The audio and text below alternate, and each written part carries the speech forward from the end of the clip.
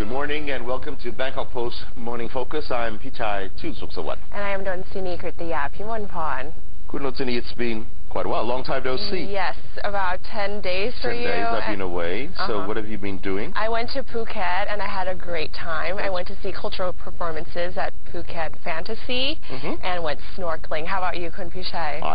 Hong Kong and Jakarta for work.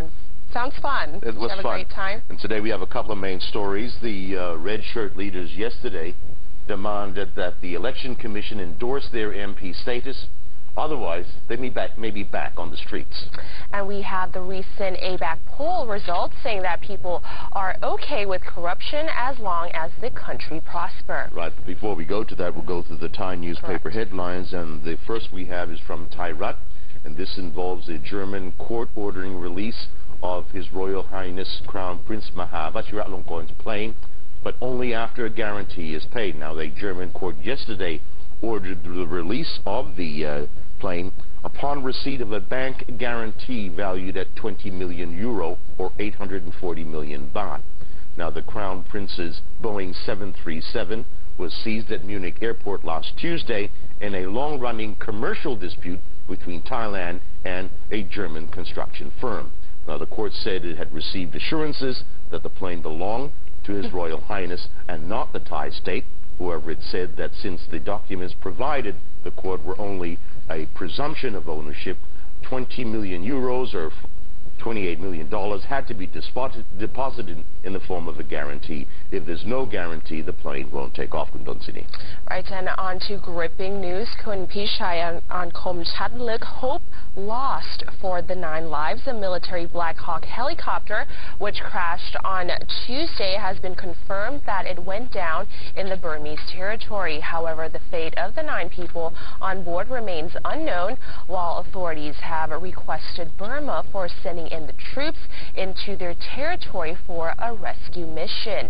Meanwhile, the dead bodies of the 5 soldiers who died in an earlier helicopter crash have been retrieved. Right, and on to our main stories today.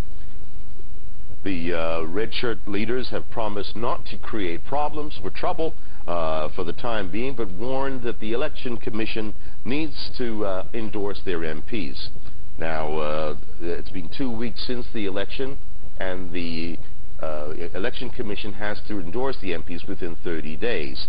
Now, there is speculation that the 11 red shirt leaders will get endorsement today, although Jatupan Prompan, who's in jail, may not get endorsed.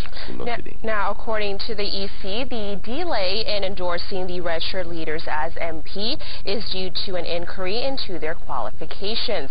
Now, they face complaints that they do not meet the party's membership qualifications after some of them were arrested for their alleged involvement in last year's political violence. Now, this is in line with the Pichai Party's Regulation 10 that states that those who have been arrested and imprisoned will be stripped of their MP membership. Right. Meanwhile, Nathawood Gur, a red core shirt member and Pichai list MP, yesterday questioned the poll agency's judgment in delaying the endorsement, saying its reasoning was ill-founded. Kun Nathawood said that the Election Commission had certified that they were qualified to run for the elections, so there was no reason to withhold endorsement. Moreover, he pointed out that the 12 red shirt corps members, 7 had never been sent to prison and ordered by the court, adding that the Election Commission treated them as the same. Now, for those who had been detained, Kun Nathawood said that they resigned from the party and reapplied to avoid legal complications after their release on bail. Now, he said the red shirts would be patient and allow the EC to do their job first, while at the same time denying that the group was applying pressure to force the EC for the endorsement. But he said that if the red shirt winners were not endorsed after the 30-day time frame, action would be considered. And according to Kun Shinawat Habunpat, another red shirt leader, he said that yesterday the red shirts would consider action, and this would depend on the EC's decision. He also said that if the red shirt takes to the streets, the blame lies on the EC alone. Meanwhile, Pichai's Premier-to-be Yingluck Shinawat yesterday delayed her plan to collect her MP status certificate from the Election Commission and to report to Parliament. she would go together with a group of Pichai MPs once they have been approved, a reference to the red shirt leader's pending endorsement. Now, the move is seen by Kun Yingluck's political opponents as an attempt to pressure the Election Commission. But on top of that, Kun Yingluck actually came out to say yesterday, denying that she was pressuring the EC. And meanwhile, we have Democrat Party leader Abhisit Wechashiwa yesterday urged the EC not to bow to pressure and do its job in a straightforward manner. He warned that if the EC starts to cave in, problems will persist, and if they do not do their jobs properly, they will only have themselves to blame. Right. We'll still have to keep follow up on developments today and see what the Election Commission does today if they endorse the third batch of MPs. We now move to a really disturbing story. Correct. Another survey on corruption. Correct. Now, according to a recent poll, a majority of people are okay with corruption as long as it brings prosperity to the country. Now, a recent ABAC poll released yesterday said that the majority of Thais says a corrupt government is acceptable to them, even if it's being dishonest, as long as it brings prosperity to the people and the country. Now, asked about their attitudes towards corruption, about 64.5% of those polled said a corrupt government is acceptable if it brings prosperity and if they benefit from it as well.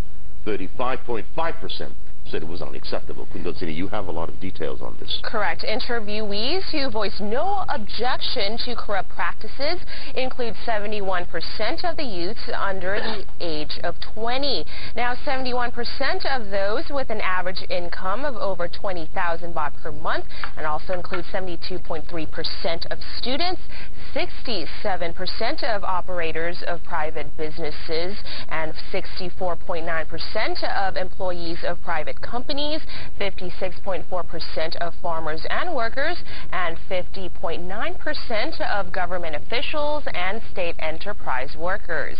Based on educational levels, a corrupt government is satisfactory and its performance acceptable to 66.7% of those who have a education degree below that of bachelor levels, while 58.4% of those with bachelor degrees or higher also agree with it. Now, people who are opposed to corruption are mainly those aged over 50.